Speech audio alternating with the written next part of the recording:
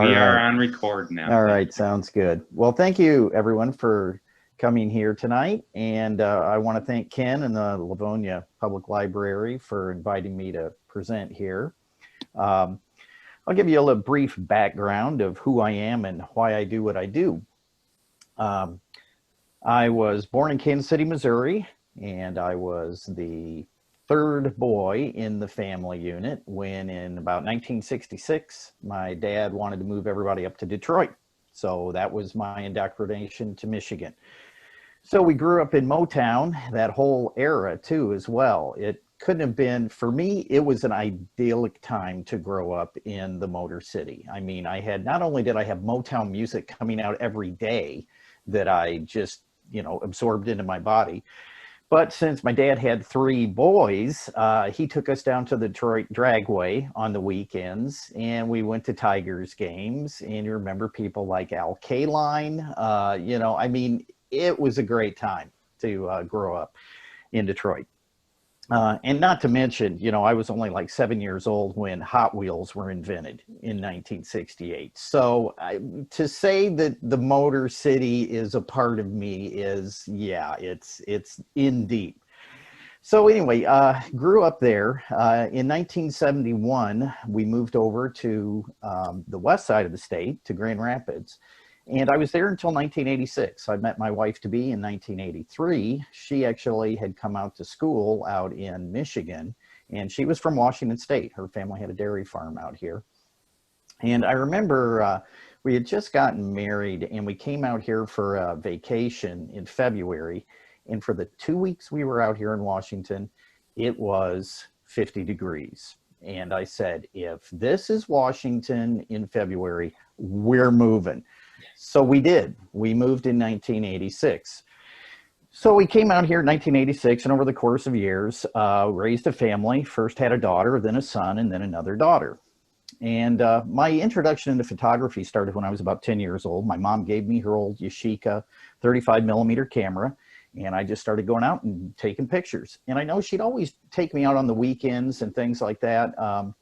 And she'd always love to stop and take pictures of barns and things like that. And I think that's where I started getting my love for history, for things old, for things that people had forgotten about, for things that were lost. And so I pretty much grew up, and I'm a big fan of history, and especially American history, with the everything from the Industrial Revolution to urban expansion to all of it, Dust Bowl, everything. So I was taking all these pictures, but it wasn't until I started getting into taking pictures that were a little bit more different than I normally had. And that was only about 4 years ago. In about 2016, I started taking what I call, well, for lack of a better term, dramascapes. What my images are is I try to create drama with what I do. And I also give each picture a title and a caption, which to me are just as important as the image themselves. I'm trying to tell a story with my photography, as you'll see. And when I first started doing this, my wife said, you should try out this thing called Instagram. That's where you should put your pictures. People could look at them. And I went, okay, well, all right, I'll give it a shot. So I started putting them on Instagram at the end of 2016. In the beginning of 2017, that's when I started to title some of them. And then I started going, hey, this is pretty good. And I'm going to caption them as well. So I started doing that in the beginning of 2017. And I really liked the way that was working out, as far as people would respond and they'd say, wow, that really made me think about X, Y, Z. What I didn't realize was how important that was going to be when July 23rd of 2017, my family suffered the death of my only son, who was 25 years old at the time. So then, overnight, my photography became one of my primary ways of dealing with my grief. And I think it's very important for people to realize that we're all going to lose something in our lives. It could be a loved one, it could be a home, it could be a car, it could be anything. But what's important is to have something that you can embrace and use to work yourself through the grief. It's very important, I found, to have some type of a passion that you can still get a hold of and sink yourself into and really work through your issues. And that, I mean, hey, you know, that could be anything from gardening. It could be photography, like it did for me. It could, you know, the important thing that I have found out personally is to have something that you can use to work through the issues that you have. Because if you don't, if you stuff them, and I tried that for a while, they're going to come back out. And it may be a while, but it's important to be able to deal with issues of loss. And so, yeah, that's the journey that I started on, and that's the journey that I'm still on doing every day. So I'm going to go ahead and I'm going to start the session here. I'm going to share the screen here and start this presentation, and we'll start moving through this. And I will tell you that if you do have any questions, we do have a Q&A box down there at the bottom of your screen. Any questions that you do have, feel free to put them in there, type them in there, and Ken is monitoring that, and he can slip in questions, you know, as I'm doing the presentation. I have no problem at all, you know, responding to any questions you may have. So we will start this. Thank you, Jackson. Sure.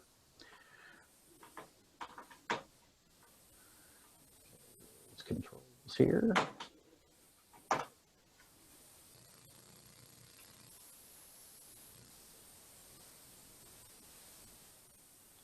And so what you should see here is my splash screen, and there we go. And contact information, if you choose to get a hold of me, there's a couple different ways. I have my email address there. I also have my Instagram name there, Jackson Faulkner Net, all connected there. I do have my website listed there as well. I do have a Facebook page, and the easy way to find that is just type in Dramascapes. But what it basically is a double posting of my Instagram posts. I can only handle one social media platform at a time, so I don't do a lot on the actual Facebook Dramascapes page. You can always contact me on Instagram if you want to. You can direct message me there. I'm on there quite a bit. So we'll start off here. First section is called Rural Realities.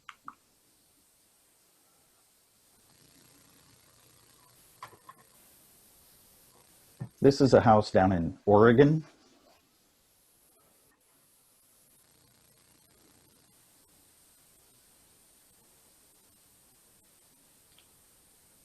One thing that I love about photography, especially out here on the West Coast, I've always got some amazing clouds that I usually get to work with. As a matter of fact, if it's a sunny day with no clouds, I don't go out shooting. My wife, I'm kind of like the opposite of most people. It's a beautiful sunny day out. Let's go take some pictures. And me, no, I want some clouds. I definitely need some clouds. But if I don't have clouds, there are other ways that I edit my images to get a little bit more drama in them.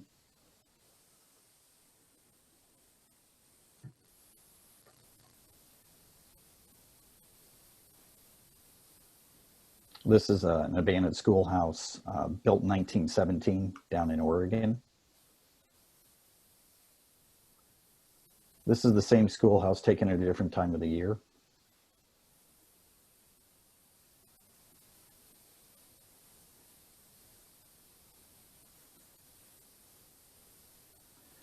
And this kind of shows you how I deal with a really bright sunny day. I will desaturate the color values to create more of a mood with something that I'm actually looking for. And one thing that's new this year in my presentations is I'm embedding some videos of some of my explorations, so you get a little sample of what I went through. This one, yes, I titled and gave a caption.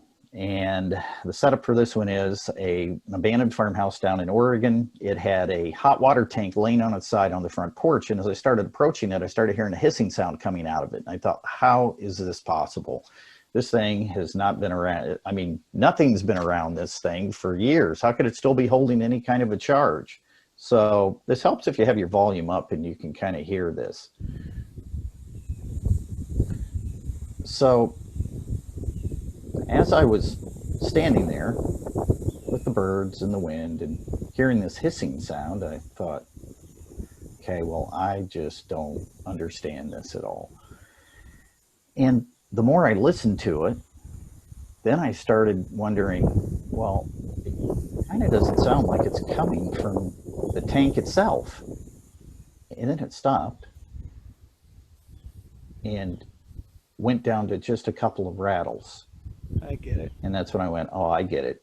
And that was no hissing tank. That was a rattlesnake that was under the floorboards there.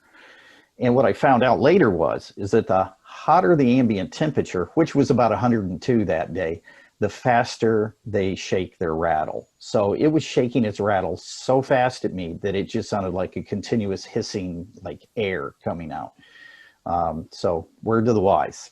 If you hear that, you know what it is now.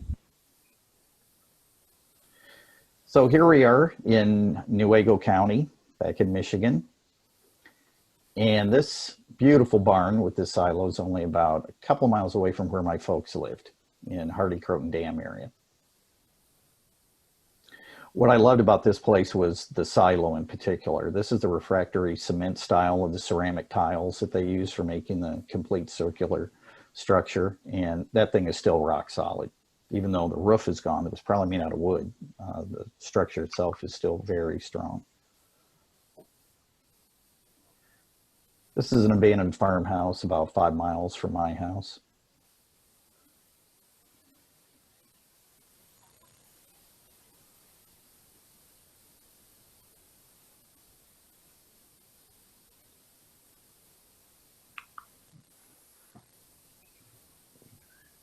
And here we are in Eastern Washington in the site of an abandoned ghost town.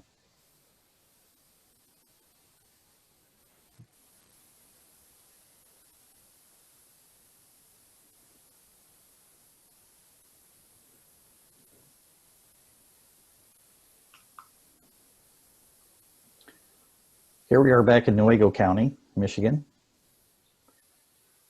While the barn is nice, the main reason I took this was because of the staghorn sumac. I love sumacs. In the fall time when it changes colors, so much that I found some out here and planted them beside the house. And my wife was like, you know what's going to happen with that, right? I went, yeah, I know. I'm going to be pulling up sprouts all over the place. But that's fine with me because I get a little touch of Michigan every fall, and it's right outside our back porch. And I've got it, and it's growing up about 15 feet tall. So our porch is pretty high. It's like on a split level house. But I can just look right over there and see that colors change, and I'm happy. Here we are back in Eastern Washington. These places really get to me. Thinking about the lifetime that these family put into these farms and what they thought they were going to be getting out of it for future generations. It's only taken about 2.5 generations before the majority of these farms are gone. What also really gets me is you can see between the trees there, some of the clotheslines are still standing at some of these places. And one that I just went to 2 weeks ago, or not two, I'm sorry, 2 months ago, still had clothesline on it and still had some wooden clothespins on it. You know, anytime those little personal touches are still there, they get to me. And speaking of personal touches, this house is about 10 miles away from my house.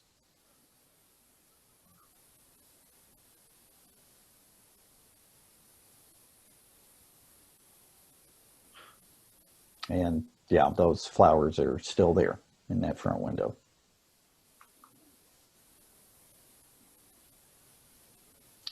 This farm is about 5 miles from my house, and it's on a beautiful knoll that just provides a great vantage point for these sunsets.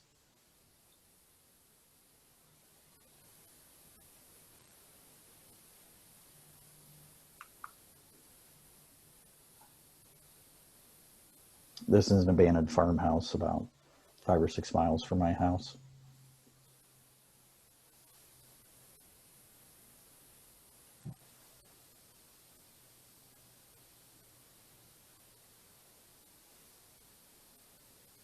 In that place, every time I go back to see it, I go back to a lot of these places each year to document the further decay. It's still pumping out those flowers. This is in Skagit County, which is about 30 miles away from Whatcom County, which is where I live in.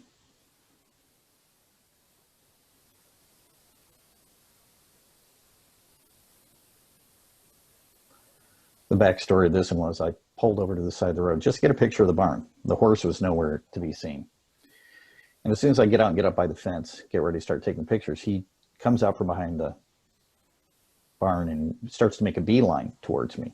So he comes up to the fence. I'm like, hey, Horace, how's it going? So I go and start to take aim at the barn, and all of a sudden my right arm gets bumped by his nose. And I'm like, okay, fine. So I move about 3 feet down from where he's standing, and I go and aim again, and bump hits my arm again. And so I'm like, okay, I know what you want. So I stood back, and he just stood frozen like that.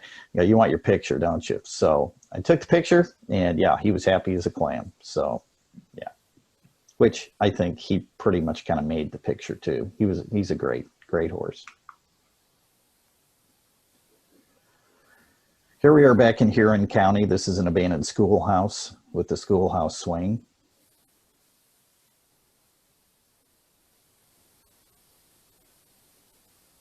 And I don't know about you, but I have not seen a swing with those type of connecting links in probably 50 or 60 years. That was pretty amazing to see that. Here we are back into Eastern Washington. There are two distinct sides to this state, the dry side and the wet side.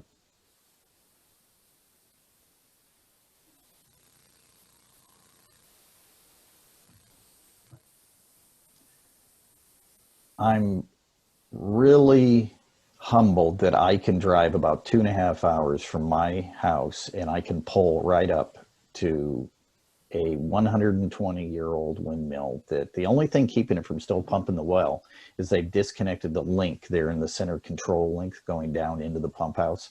Other than that, it's still free spinning and it's still moving right along. This is at the same house that had the flowers that continue to bloom. This was the rest of the abandoned silos.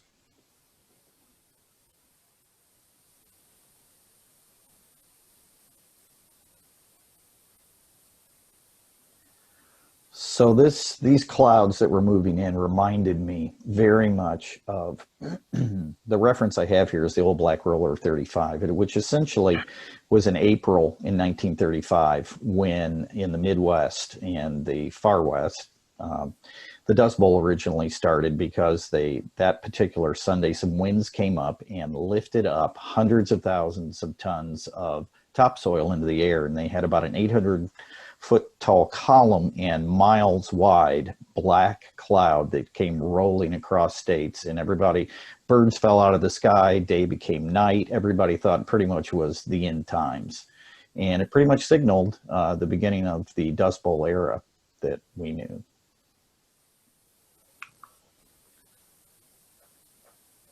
So now we're back in Saginaw County. And this little video just gives you a taste of like what I try to do when I actually take a photograph. It's not just taking the picture itself. I'm keenly aware of the elements that are around. This particular day it was raining, overcast, and it actually reminded me a lot of Washington State. And this beautiful old church is just left there. Fortunately, nobody's lit it up and burned it to the ground. There's a little bit of graffiti, but it's not too bad. But this is kind of thing that after I see something like this, when I'm done editing, the mood that I was going for turns into this.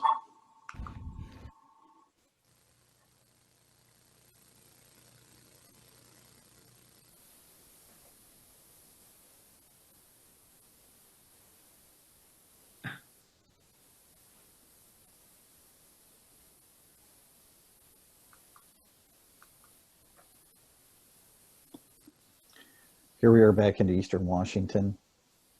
And there are some times when I will do a monochromatic edit to my images to give them a different feel that I'm looking for.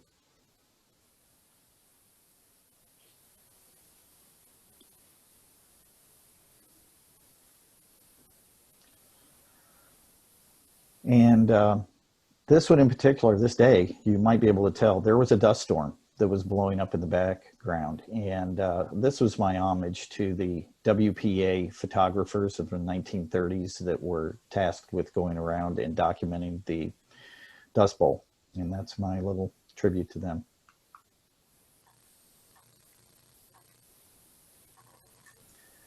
This is a power plant in Nehalem, Washington, on the Cascade Range. This one I've been wanting to take a picture of for many years, and I've never been able to find a good vantage point. And I was on a service road, and I just happened to drive by, and I went, oh, hold it right there. This was taken about 3 months ago. And it was a perfect day because it gave me all the balanced elements that I really liked. I had some nice detail in the foreground. I had the powerhouse itself there, and then I had some nice mountains in the background, and then I had this beautiful clouds that balanced it off fairly nicely. So I was happy with this one. So happy with this one that I printed it on a 2 foot by 3 foot. I print the majority of my images on aluminum, on metal, because it gives an incredible depth and luminosity to the image. Nothing compares to it. It's really a beautiful way of presenting them. So here we are back in Lapeer County in Michigan. Some of you might recognize this house. This one is the traditional haunted house every year. I don't know if they're still doing it or not. The thing is, you can't get very close to this house because they have a proximity motion detector on the front door there. And if you get any closer than this, it sends off an incredibly annoying alarm. And so that's as close as you could get. But I love that house. Absolutely beautiful. Here we are back on the border of Oregon and Washington, an area they call the Dells, down by the Columbia River.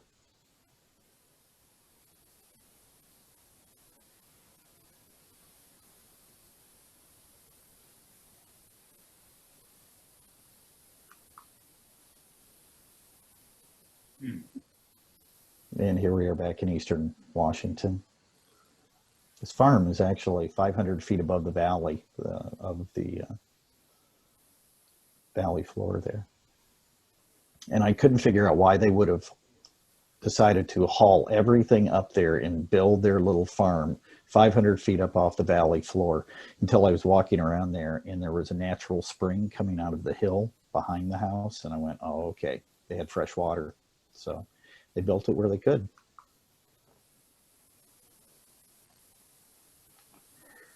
So here we are now with things that at least used to move.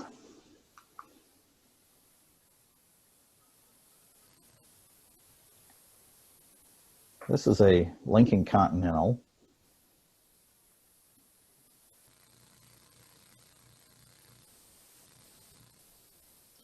Story here is everything to the left of the car that you see is in the county. Everything to the right of the telephone pole on the right-hand side of the car is in the city. The car broke down right between the two county city lines, and neither jurisdiction has claimed it for the last 40 years. It's been sitting there, and I've been going and taking pictures of it. It's turned into its own ecosystem. I mean, there are slugs, there are ants, there are moss growing in it, lichen. It's an amazing little world in and of itself. I've probably taken in excess of 400 to 500 images of this car over time. Rumor has it that it finally got pulled out of there, and I don't want to go down that road and see it gone because it's been a great source of a lot of really good images that I've liked over the years. Here we are back into eastern Washington. This is an old grain truck. One of my favorite parts about this is look at that plush shag carpeting there in the floor. Pretty fine, I'm sure, the day they put it in there.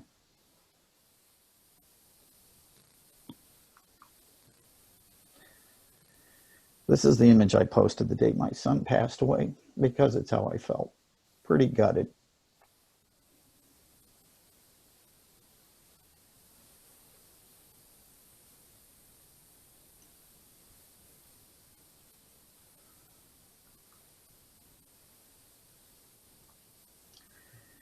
And this beauty was only about 5 miles down the road from where my folks live in Newaygo County.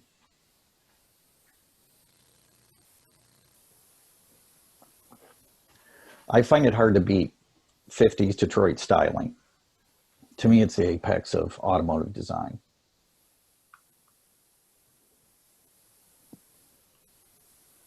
And this is only about 6-7 miles from my house.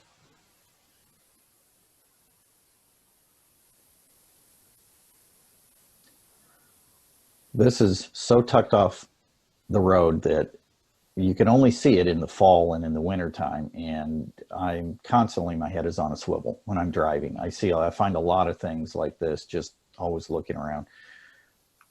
I still try to remember my primary task is to drive the car and not just look around for pictures, but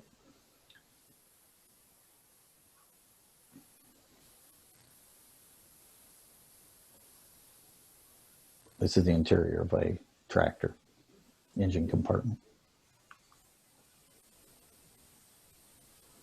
Here we are back in Newaygo.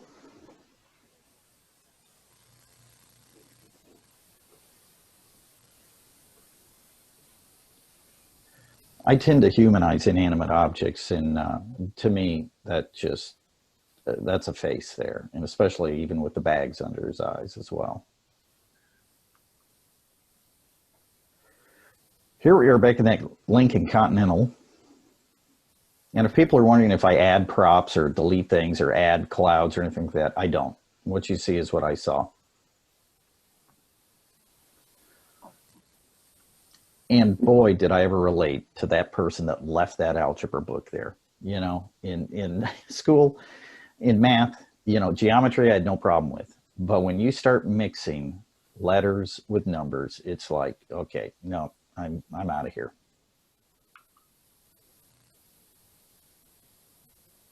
Abandoned Galaxy 500 in Eastern Washington.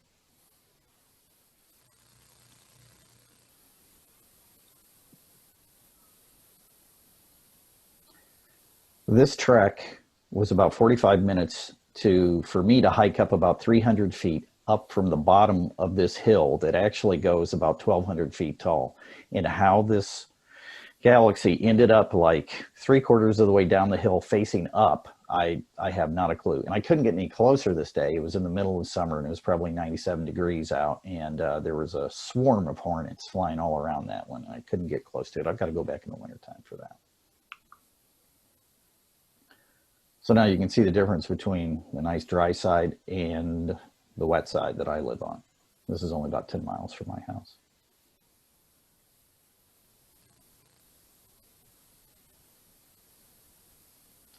The owner pushed it over there and just needed to get a new battery for it. And that was about 20 years ago.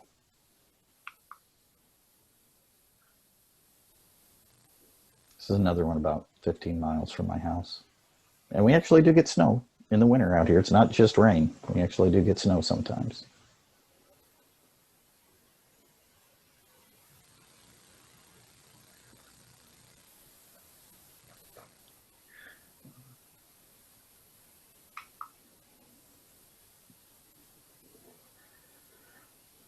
This was a fun one. Now, it's not a double exposure either. This is over in Eastern Washington. What I wanted to do is I walked up to this car to get a picture of the interior of the car, but the reflection of the side window, driver's side window, actually reflected all of the grass. And then also, if you look at the pillar post up in the right-hand corner, top right, you actually see the trees that were on the hill behind me that's being reflected from the side window, in addition to the side view mirror that's reflecting the sky and the clouds that are behind the car. So this one was just like, this was a perfect win for me. And these are those, like, it's not a happy accident, but it's just a happy experience when all of a sudden you see something that you never would have thought that you would see. And yeah, the title kind of refers to, this might be possibly what you see after maybe you've taken 3 or 4 psychedelic mushrooms, maybe.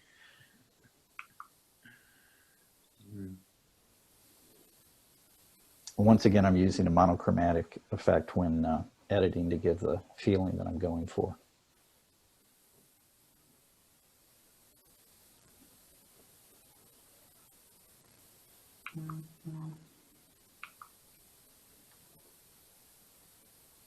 Here we are back in Nuevo County on the side of a road.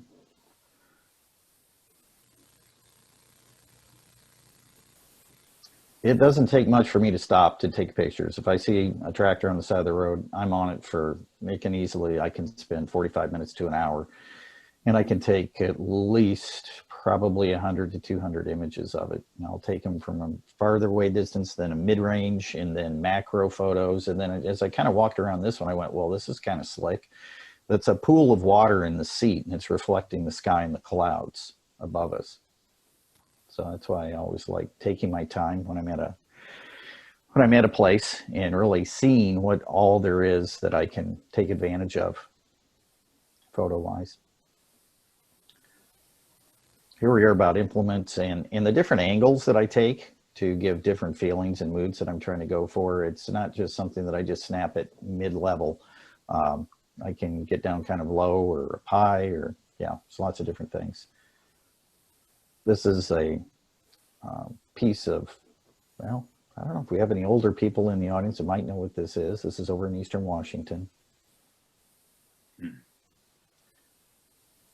What I love about this, a lot of these outbuildings that I come across still have some of these old farm implements that they've gone, you know what, this is just too useful to just throw away. This is an old seed gleaning machine.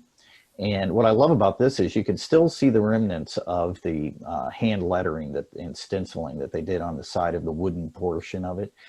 And I just love this pre-OSHA contraption. I'm sure there were more than one farmer that were probably called Lefty after they worked with this thing for any amount of time. It would be exceedingly dangerous to be working around this thing as it was running. They're also some of the most incredibly ingenuitive pieces of machinery I've ever seen. This is in the barn of my coworker's house where he's at. This is the barn, and these tongs here are used for sinking into the end of a tree and yarding them out to get logged.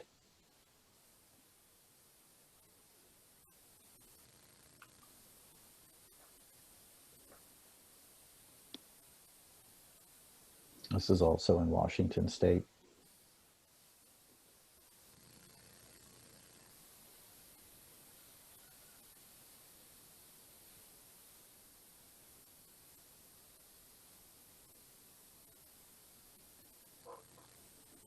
I especially like the patina that they take after they've been exposed for decades. It runs the whole rainbow gamut of colors that are just beautiful to capture. And this is a Ford tractor back in Nuevo County.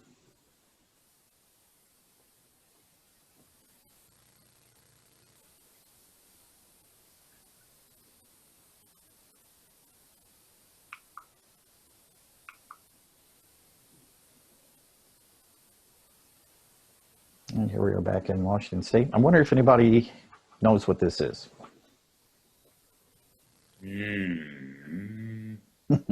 Looks like some kind of harvester. Okay. This is the rear end of, no pun intended, a manure spreader taken from the side. And I love this hybrid technology of using wood and then this newfangled metal that they came up with to create these ingenious devices to ease their labor. And yeah, I thought this was a nice one. This is underneath the floorboards of an old abandoned flour mill.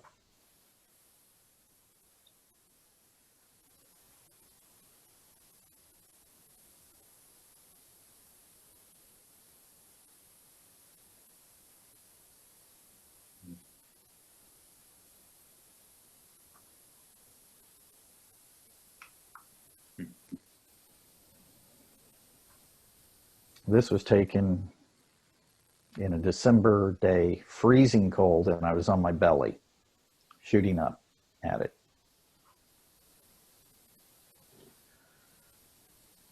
This was one of them that I liked. I thought it had a lot of nice dynamic tension between the wires pulling one way, the wood going another way. I always try to frame my images to give like possibly leading lines that direct the viewer to the area that I want them to look at. It's kind of nice when it happens. And this is another, just a treatment in monochromatic tones. As soon as I hit this color, it just gave a total different vibe that what I was originally going to edit it as.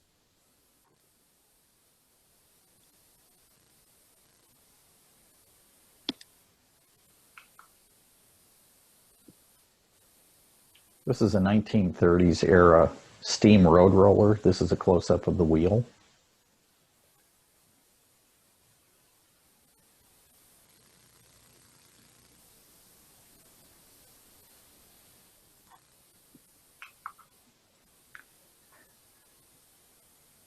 And now we start delving inside in some of the places that I've been.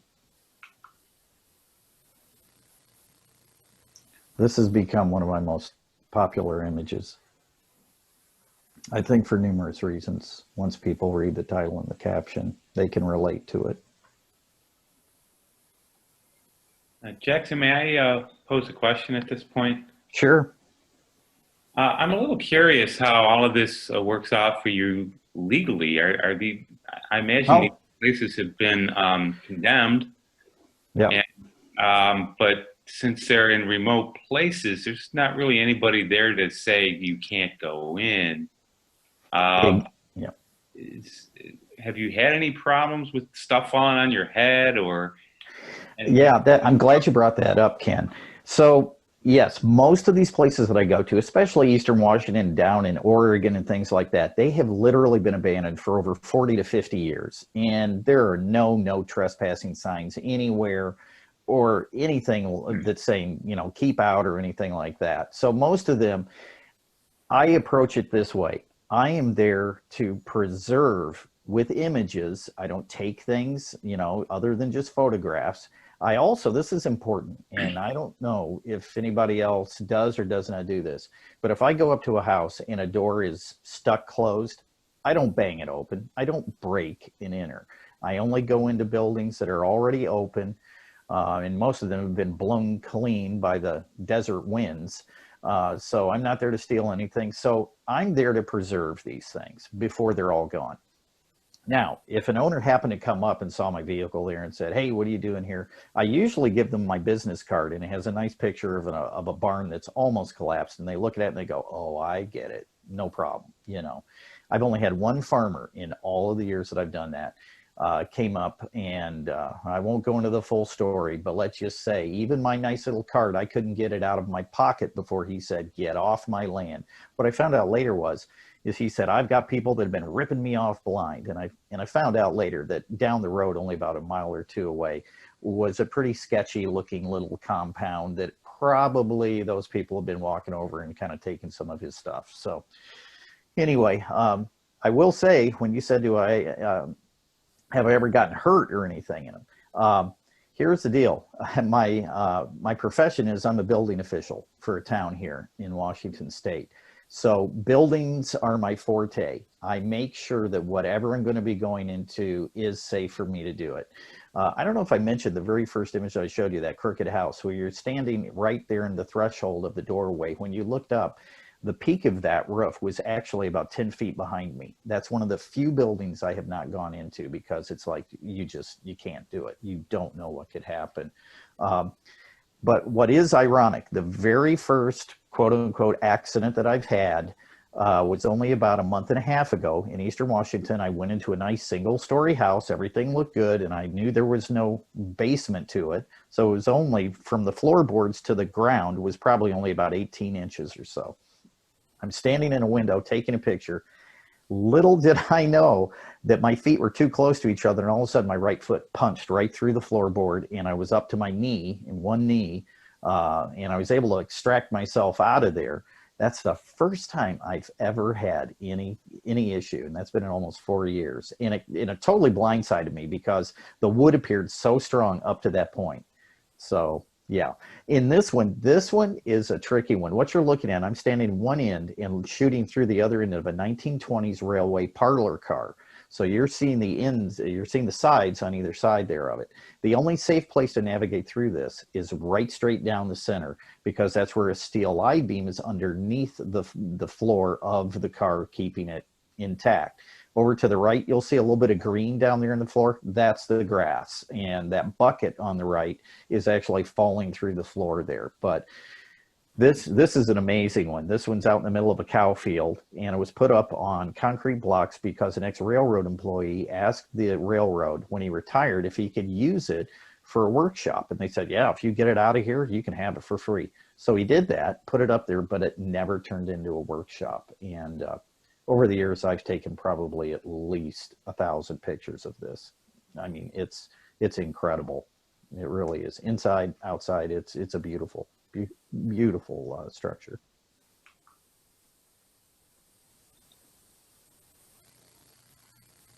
Here we are down in Oregon.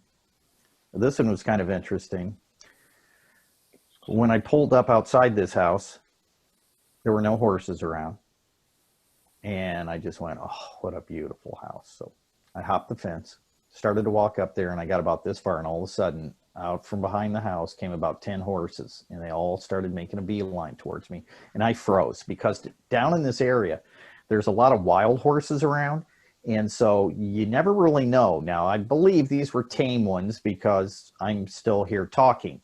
But I stood there frozen, and I turned back at my wife, and what's she doing? She's actually videotaping this as it's going down. And I'm like, what are you doing? She goes, well, I figure, you know, if the police want to know what happened to your body, it's good to have some evidence. And I'm like, oh, I'm glad you have my back virtually.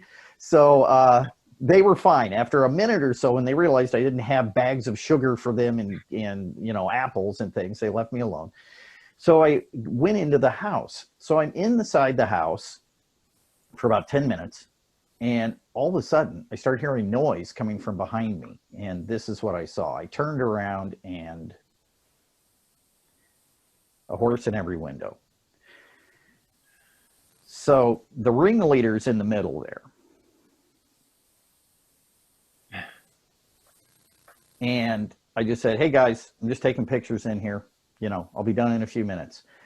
I'll give you just a quick little technical aspect about this shot. Normally, if you tried taking a picture of this, you couldn't see anything on the inside at all. The outside, it was a very bright day, and the light coming through the windows would have blown out any interior detail. I shoot a lot of my images in what's called high definition or high dynamic range, and that's basically taking a mid-exposure, one step lower, one step higher, and then you can, in the editing process, you can blend the different ranges together so you can get a balanced detail of all of the different areas that you're trying to go for. That's the only way that this would work, is shooting in that way.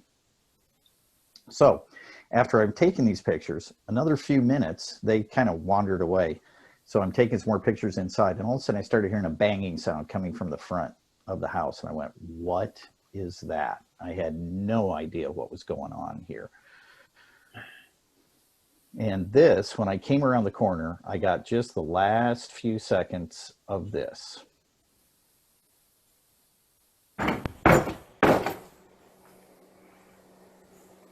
So this ringleader there was sitting there pounding on that front porch. And I was just like, you got to be kidding. So I'm like, okay, I'm coming out. I'm coming out. That's what I love about this. You never know what you're going to come across. You don't. Here we are back in, this is Washington, down by the Dells, in an abandoned house.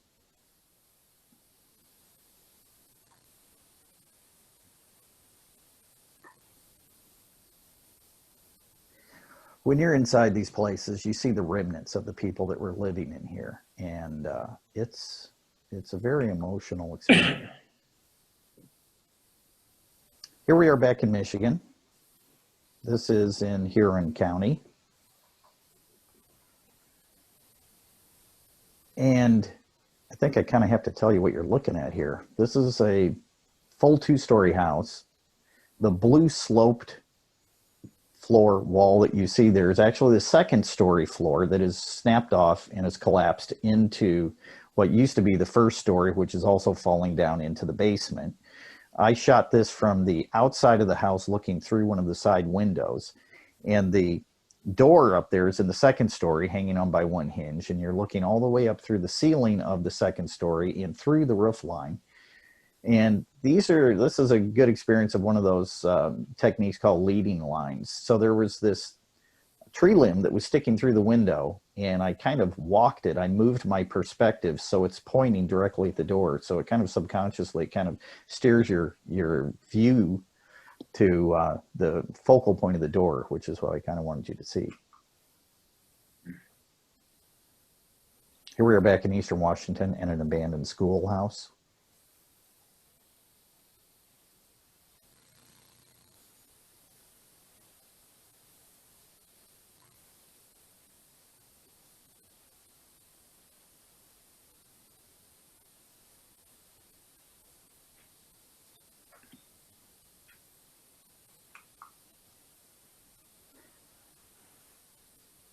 This was a pretty special place over in Eastern Washington.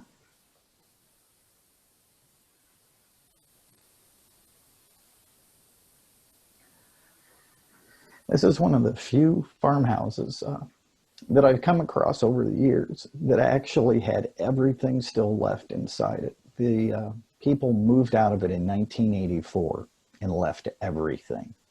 We're talking canceled checks, we're talking clothes, furniture, personal family photographs.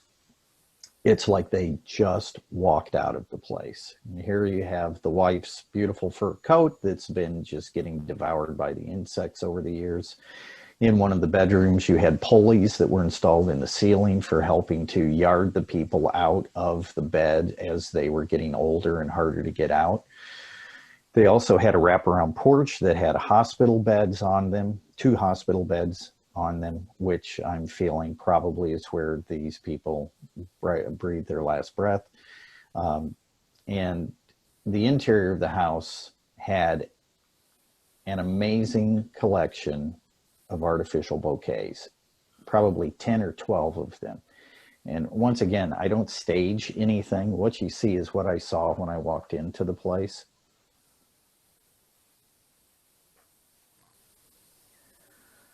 This place, the only reason that I feel that everything was left in it is because it was down in the bottom of a natural draw between 2 hills, and you couldn't even see the house from the road. And that's the only reason that nobody has been in there to trash it and totally destroy it. And it was a very, very emotional place. I'm sure it was so dry there that they couldn't plant any flowers, and the only way she could have flowers would be artificial ones.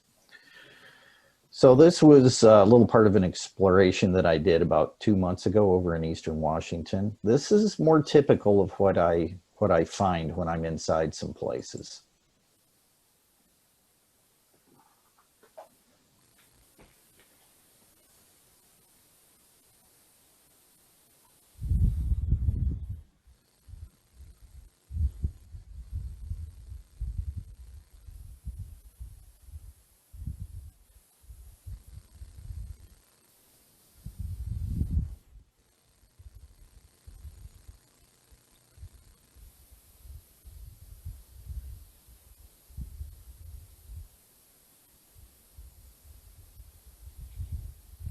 I'm especially happy when they've left appliances there. I can get 40 or 50 different images from one old stove. Jackson, I have a question. Yes, sure. One of our participants wants to know if those were bullet holes that we saw in the walls earlier. Oh, yeah. I come across bullet holes all the time. Fortunately, nothing really fresh. Most of them are older. But yeah, a lot of these places become target practice. Ah, okay. Yeah.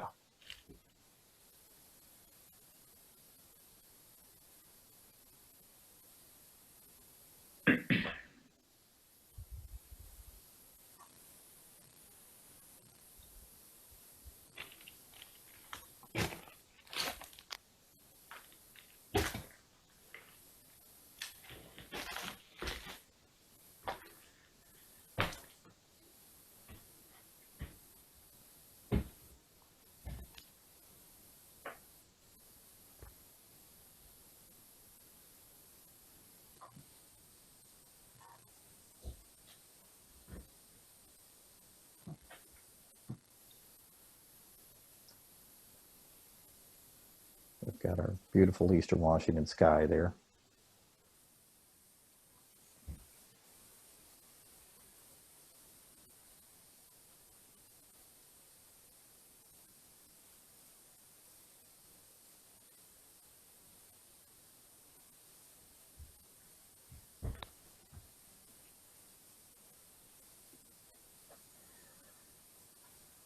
And you'll see that I tend to focus on these old linoleum floors quite a bit. You'll see some more. I find it fascinating that when these houses were built, first of all, the farmer told his wife, okay, honey, I want to move out into these outbacks of Oregon or Washington, and I want us to live out there. And she said, okay, on one condition, if I'm going to be living in this old cabin thing, I'm going to be having a linoleum floor in there. So it's going to be the closest thing that, like, I'm still living back in civilization. I find so many of these linoleum floors still intact in these places. I just find it really heartwarming, like a real feminine personal touch in the middle of these really brutal areas. And you'll see some more.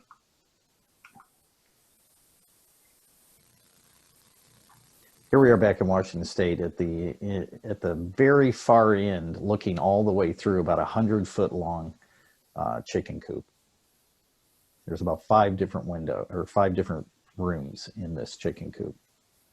Once again, this is I'm using these leading lines to kind of steer your vision from, you know, everything points to the center there. That's a basic photographic technique for kind of creating a focal point where you want people to look. Here we are back in Huron County.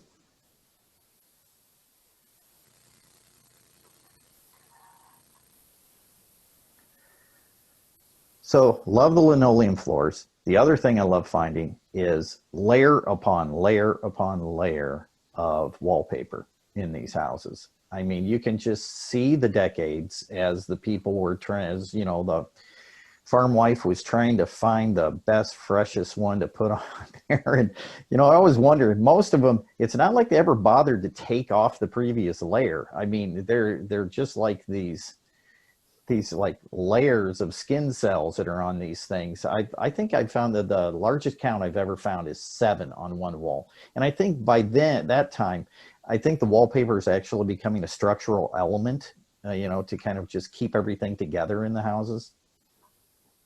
Here we are back in Newaygo County. This is the abandoned mill right downtown in Newaygo on the river.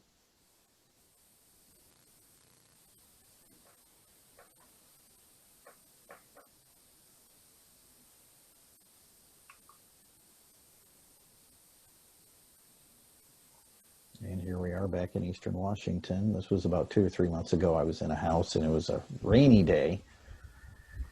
So rainy that I think most of the rain was on the inside of the house more than even the outside of the house. The roof was quite a bit of it gone.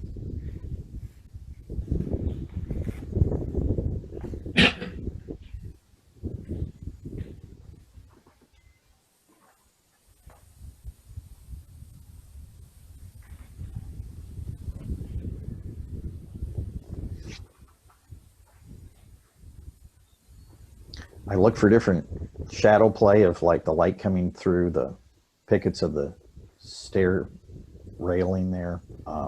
Beautiful muted colors that were in this house. And I'm always looking for details to take pictures of, even something, let's say, like a light switch, or even if a light switch isn't there, then, you know, even the remaining wires can look a little foreboding. Peeled paint, and of course the cannibalized backplate for a doorknob that scavengers have stolen. When they're still there, oh, if there's old Eastlake hardware, if you know Eastlake hardware, oh, I've found some beautiful images from some Eastlake hardware, door hardware that was still there. So yeah, they stripped off a lot of the hardware, but the one thing they did not take, which I was even more happy about, was they didn't remove the linoleum floor.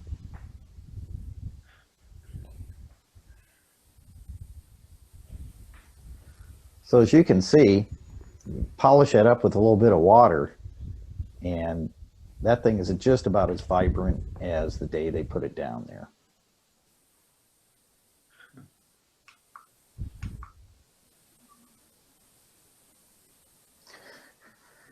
Here we are back in Washington State, over in Skagit County. This is the site of a state psychiatric hospital.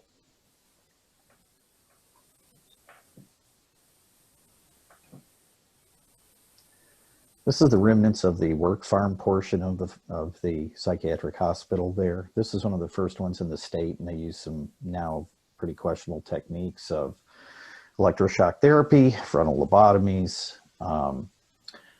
It's a very strong presence when you're here at this place. The cemetery is especially tragic because as you walk through it, there's nothing but very small little concrete cylinders flush to the ground with nothing more than either a 2 or a 3-digit number on them. There are no names of the patients that passed away there.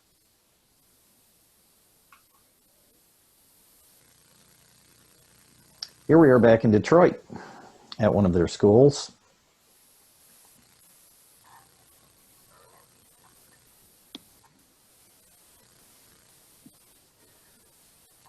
And sometimes, yes, I can be fairly satirical with some of my titles and captions. This is a 115-year-old house that's slated to be demolished about 10 miles from my house. Absolutely beautiful craftsman house.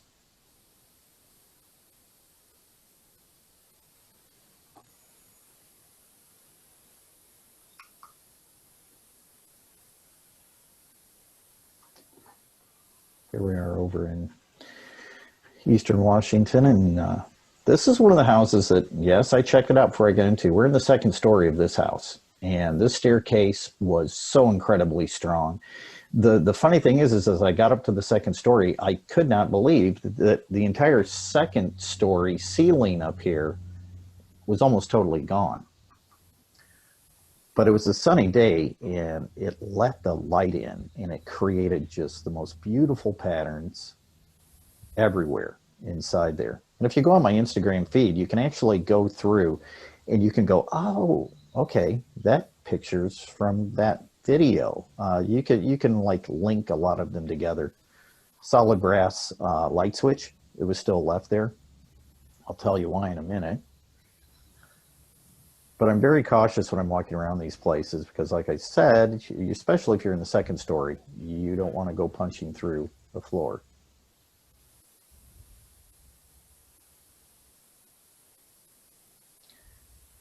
But the single most incredible thing about this house is that as I noticed when I was upstairs and I started walking in this room, when I started to look up, as I was walking along, there's nothing left of the ceiling but the lath there of what they created with it.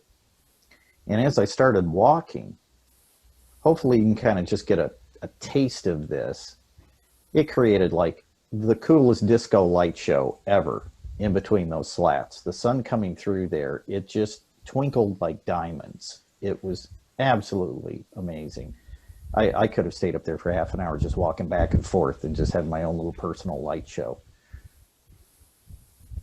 So sometimes it's not even taking a picture when you're in these places. It's what you experience when you're in there that's even worth more than even getting the picture itself. So I hope you get a little taste of that.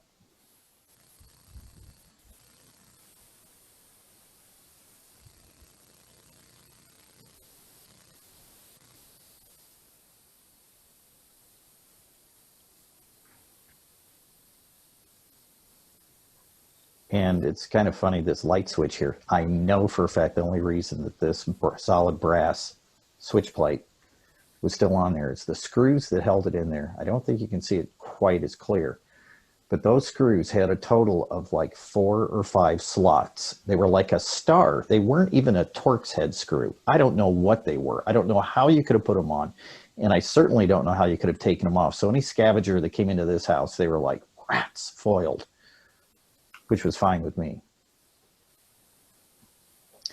This is a rarity. This is over in eastern Washington on kind of the Cascades area. This is an old abandoned silver mine, 4 stories tall. This is one of the furnaces here. This is the ground floor. But the interesting thing is just to the right of that stack going vertical there, do you see that like wooden column that's kind of like a slightly greenish color, and all of a sudden it stops halfway down and it's being supported by a thin steel beam there that's kind of at an angle going down to just the dirt. When I saw that, it was like, okay, I'm not even going inside this one, because if anything knocked that support beam, that whole 4-story structure would have been dropping down. So yeah, it's something you have to always be you always look first before you go in these buildings.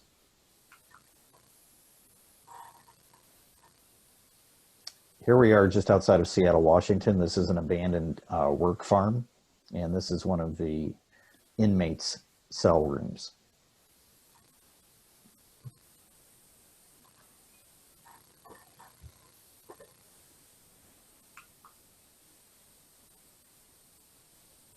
And here we are back in Detroit.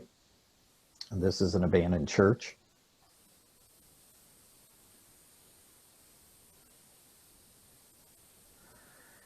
So I'll tell you right now, I use 2 primary cameras for my images, a Nikon D7100 with multiple lenses and my Samsung Galaxy S10 Plus smartphone. This is taken with the smartphone on the wide angle lens setting, which gives you a great distorted force perspective in some of these shots that give you a sense of vertigo. It takes great pictures. To me, the best camera that you can use is the ones that you have with you to shoot what you're trying to get. And there are a lot of times when that smartphone, especially in urban areas, you don't always want to be carting around a couple of $1,000s worth of photographic gear. That's just kind of like a magnet for people that you want to blend in. So it's real easy to slip a smartphone in your back pocket and take some pictures. And anything to not draw attention to yourself is better. But as you can see, I'm very happy with the results of the smartphone. I wouldn't have the lack of camera gear keeping you from doing photography. This is back in Washington. This is on the outside of a park building. This is just a doorknob. I have the same kind of hardware on some of the doors in my house here. There you go. Yeah. Yeah. If you go through my Instagram feed, you'll find a whole bunch of close-ups of doorknobs. And now people, they go, oh, I instantly knew it was yours when it came up in my feed, you know. Yeah, I love the details. Okay, this section is titled Up in Smoke. In 2017, the West, ironically enough, just like we are just trying to get over now, had a series of terrible forest fires, which up to that point was pretty much the worst we'd seen, which now 2020, 3 years later, we're in it again. But at this point, every image you see here is going to be of things that don't exist anymore because they were all burned up. And this is one of the main reasons that I do what I do, is to take pictures of all of this history that we have before it's all gone. I think it's very important that we remember our history and where we came from, and all the sacrifices that all of our ancestors went through. This is down in Oregon, about 50 miles south of the border.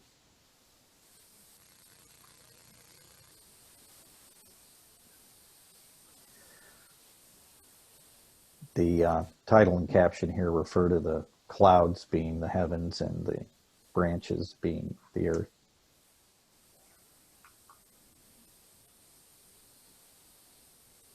Same place.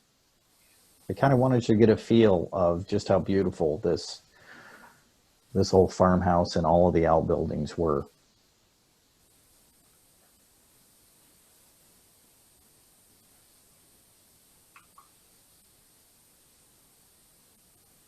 So the smokehouse.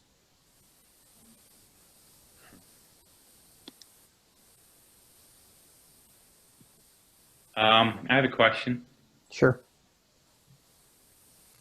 I'm going to go ahead and guess that you framed this way for Very good, kid. And this is just what I was going to talk about. It's almost like I'm giving you questions in advance, so I'm going to be talking what I wanted to talk about. This one in particular. So when I go to I have these, the vision to be able to do this, though. It's just it's amazing. well, I appreciate that. To me, this is one of the funnest parts of me shooting in the moment, is because when I first came to this house, I was livid because there was not a cloud in the sky. I was like, you have got to be kidding me. I walked a quarter mile off the road, once again, down in a hollow. You couldn't see this place from the road, which is one of the reasons that I think everything was still here. You notice there's no graffiti. And I was like, these are my favorite places to go to, where I can just take snapshots of a time capsule and just love it. So as I walked down to this place, I went, there's no clouds. So this is what I always do. If there's no clouds, I go inside the house and I take all of my interior shots first, hoping by the time I get out, maybe the weather will have changed. That worked to my advantage. After about an hour of taking all the interior shots and getting my 200-300 shots on the inside, taking pictures of wallpaper from, they didn't come out as good as I wish they did, because the wallpaper inside this house was nothing more than sheets of newsprint that they had plastered on the walls to keep the wind out. And these newspapers, I know it must have been German descent who lived in this house, because they were all German newspapers from the Portland area from the 1880s. And it had, stories on them, advertisements, but most of it was in German. Amazing. So I spent a lot of time inside. So when I came outside, I'm like, yes, there's clouds. So as I started walking around, I went, well, that's odd. Look at that little vertical streak of clouds that's there. And I'm like, oh, smokehouse. So what I did is I just walked my frame of view. I walked to those clouds right over to the edge of the chimney there and was able to take the shot. So yeah, what you see is what I saw. So I don't Photoshop in anything. I don't take anything out. To me, it's more of a challenge and more fun to use existing elements. And I'll do that with clouds all the time. If I've got a whole bunch of them looking all kind of like angel hairish, kind of like on the right-hand side there, I'll frame them right around a building line. So it literally looks like, it's a heavenly building. I love it when I'm able to do that. Wow. Thank you for the question. Yeah, that was good. Same place. What I love about this image, what it reminds me of is, as I was taking this image, there were a family of coyotes on the left-hand side and another family over on the other hill. And they were just singing back and forth to each other. And it was just like, God, it was the most perfect moment. It was just great. Yeah. Sometimes it's just, like I said, it's the experience that you're dealing with that you remember more than just the image itself. This is probably the single most photographed home in the state of Oregon before it's gone.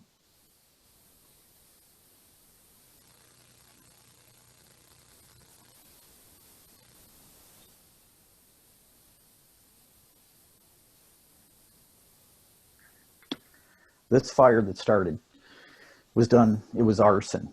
An individual started it. And a farmer was trying to create a brake line with a plow in his tractor, and the fires overtook him and killed him. I have not heard if they actually ever did find the person who was responsible for manslaughter.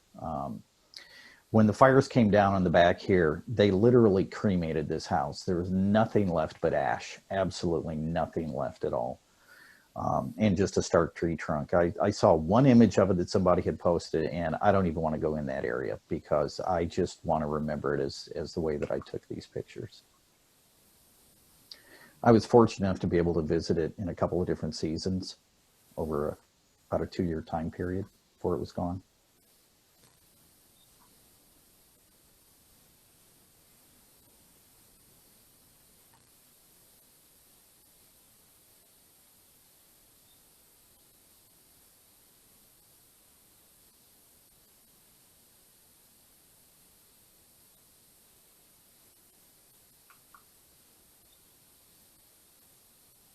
This is on the interior of the house looking out.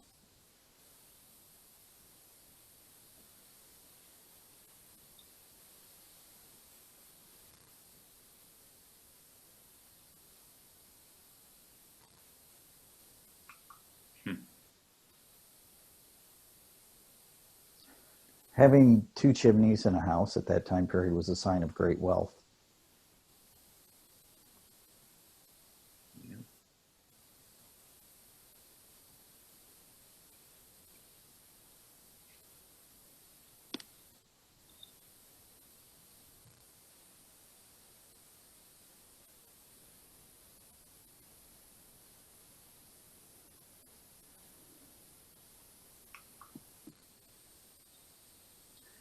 Okay, my final section. This is a pretty emotional one for me. My whole family lives in Michigan. I was the only one that moved away. Every year that I'd go back to see him, I'd fly into Chicago and rent a car and go down along the south side of Lake Michigan and go through Gary. Because I found this church over 13, 14 years ago. And every time when I go back, I would stop in and take pictures of it. Gary gets a very bad rap. They're kind of like kind of a stepchild of Detroit in a way. It's kind of a microcosm of Detroit in a way, because it's a tale of two cities that each put all their eggs in one basket. Gary, it was steel. Detroit, it was cars. If you look at this, 1925 to 1975, that's only 50 years for a church to be in existence. Now, it was built in 1925 for $800,000 by U.S. Steel. They put the money up for it. Convert that to 2020, that's a $12 million church. Now, the interesting thing is that the first pastor preached diversity to his congregation and racial diversity within the church. And they responded by kicking him out of the church. They wanted a different pastor. I find it highly ironic that, who knows, if they would have embraced those ideas, maybe today this church could still be a viable presence in that city. This is what you first see in the sanctuary. It's one of the closest things we have to a European cathedral.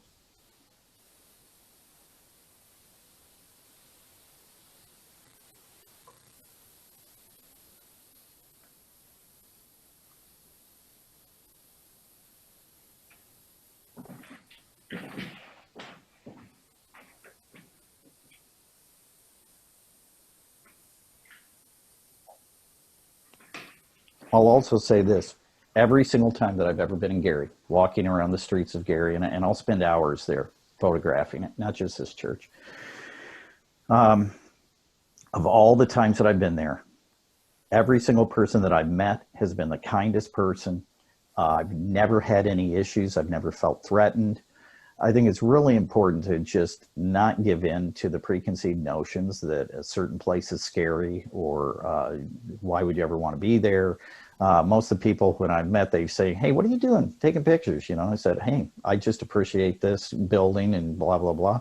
And they'll go, hey, let me tell you about this building. When I was 10 years old, my mom used to take me down here and then we're off and running. It's a half-an-hour conversation. I just think it's really important to just not be afraid of what people have said, you know, that maybe you should be afraid of. One of the great reasons I love going there in the fall is because the ivy changes its colors. Mm-hmm.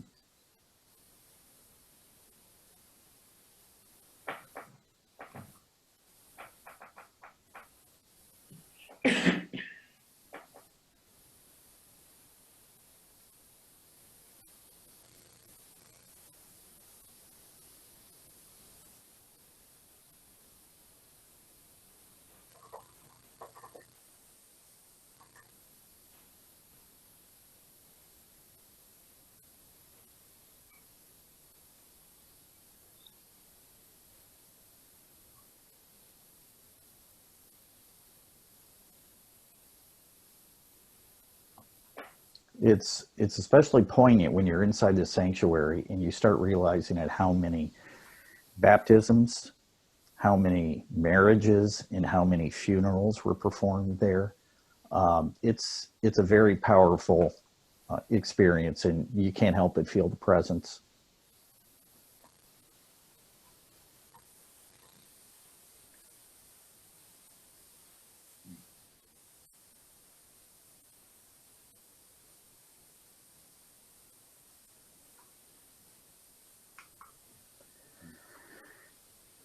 And $800,000 also paid for an additional auditorium with a full stage that was attached to the church. This is the stage inside the auditorium.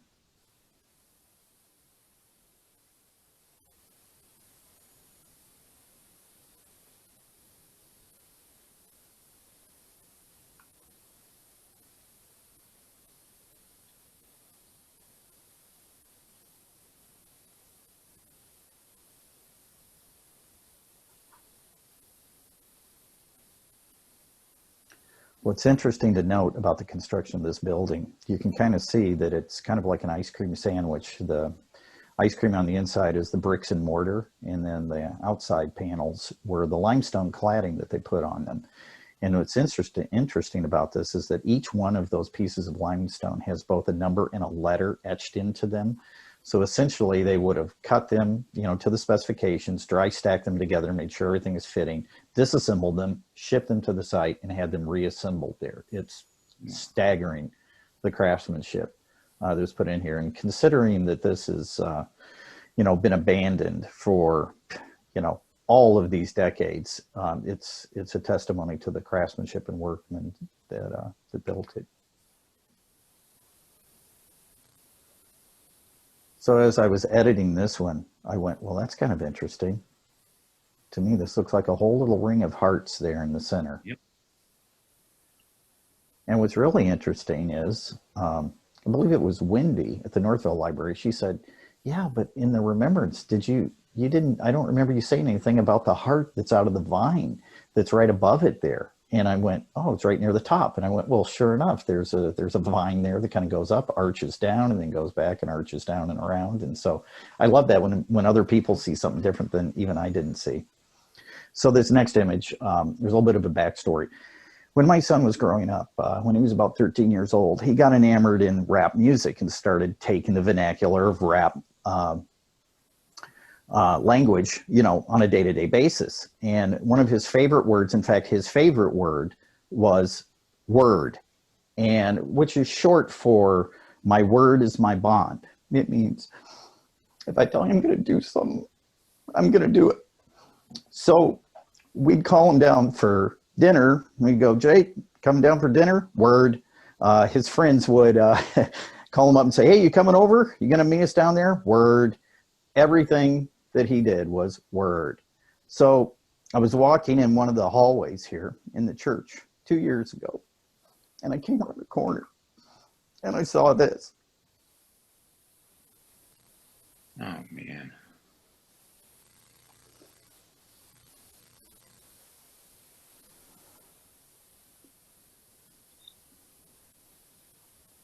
Yeah, it was pretty special.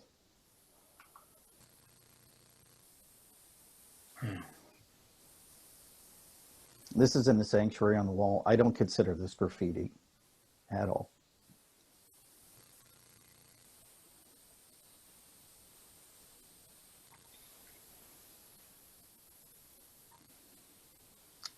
And I will leave you with my final slide.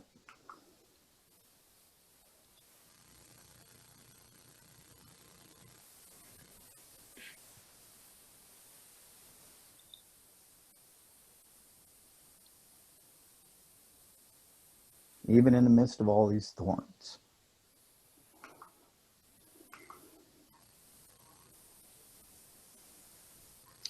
Thank you very much.